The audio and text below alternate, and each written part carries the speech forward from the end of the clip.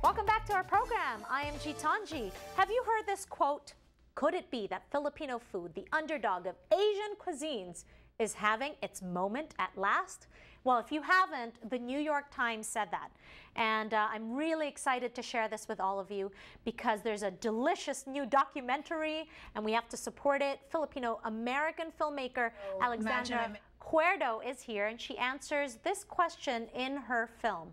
Following the rise of Filipino food via the award-winning chefs crossing over to the center of the American table. Let's watch this documentary, the trailer here on Kababayan Today. It's an exclusive called Ulam. In a bodega, you're Filipino. I was like, would you like to come to my restaurant? And I had fake menus, menus, and I faked a restaurant funk, cocktail bar. What I began to realize is that we were practicing, we were rehearsing. We were what Malcolm Gladwell might call outlining. It's all the sacrifices that you make, and it's usually for yourself. Personal sacrifices that you would never want to share. Like if I were to tell my mom what I had to go through to get to where I'm at, she'll be like, why did I come to this country? Like, why did I work so hard? There's no manual that says, how do you open a crossover Filipino restaurant? Or how do you make it to year 3? So I had to split the conversation.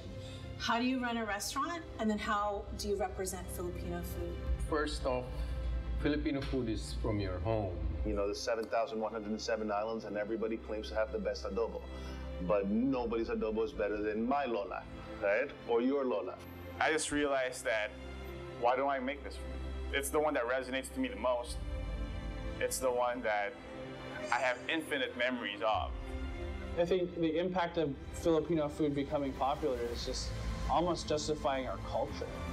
And he was an advisor and he looked us up and down, he looked at all of us and said, technically you guys should fail. You should not exist. Your friends, family, relatives in relationships, you have no money, you're people of color. In the food industry, trying to do Filipino food. Response was, not interested, slam a door in your face. Not interested, don't return phone calls. There was no one believed. My mother said, do not come home. Everyone told me I couldn't do it, from the beginning. My mom was like, you can't do that. I was like, watch me. If I could do fine dining, I could make a sandwich. Next thing you know, like everyone wanted to talk to me. Within what, 6 months, you're able to operate 7 days a week. 7 days a week? I don't know what happened. It was remarkable. It wound up being 2-month wait for a reservation. Literally overnight. The key to everyone's heart is through their stomach. And in order for us to be accepted and not be considered third world minority, our food has to speak volumes. Jonathan Gould solidified it. Savour, they wrote a really great article. New York Times has been blowing up the Filipino food scene. Bon Appetit top 50 restaurants, 2 of them are Filipino restaurants. We have the best talent in the world. We're in the middle of the bridge to cross over. We're there. Will the bridge fall is the question. And that's up to us. Ulam main dish is definitely the film to watch. And it's about the culinary movement as not only a remarkable achievement for American restaurateurs, but also as a validation of Filipino culture.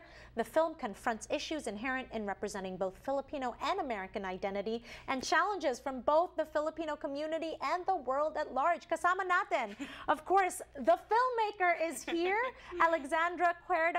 Hello, and thank you for being here. Thank you for having me on the show. All right, I'm very excited for you because everyone's talking about this film, Ulam. Why did you want to make this film? I wanted to make this film mostly to tell Filipino-American stories. That's the main reason. I thought that, you know, I'm a Filipino-American filmmaker. I'm seeing all of these amazing chefs come up out of nowhere. You know, a lot of these chefs in these restaurants didn't exist when I was growing up in Orange County. So I thought, wow, this is an amazing story. I have to tell it. Okay, as we know, there's this food movement that's happening, and Ulam is a celebration, a confirmation, as you said, right? The Filipino food and Filipinos are here to stay. There is a market for it. And I know that through this film, you've been able to speak to all the upcoming Filipino-American chefs that are really becoming very successful. Can you share with us who these chefs are? Yes, so we were really lucky to do LA and New York. We would love to do Washington, D.C. We would love to do Seattle. There are so many places that have many, many incredible Filipino chefs. But what we focused on were the chefs in LA and New York. So in New York, we have Amy Bessa, of course, and Romy from Purple Yam. We also have Maharlika and Jeepney, which is Nicole, Ponseca, and Miguel.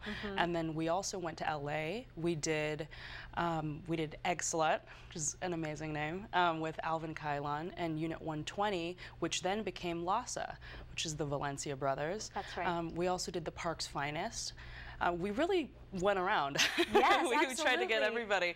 And Andre Guerrero, who's maybe one of the most celebrated Filipino-American chefs in Los Angeles. Wonderful. Well, we're very excited that you're here, and there's going to be a screening. So when we return, Alexandra is going to be sharing with us the details of the screening for the Filipino food documentary. Stick around. You're going to want to watch it. So we'll give you details when we return.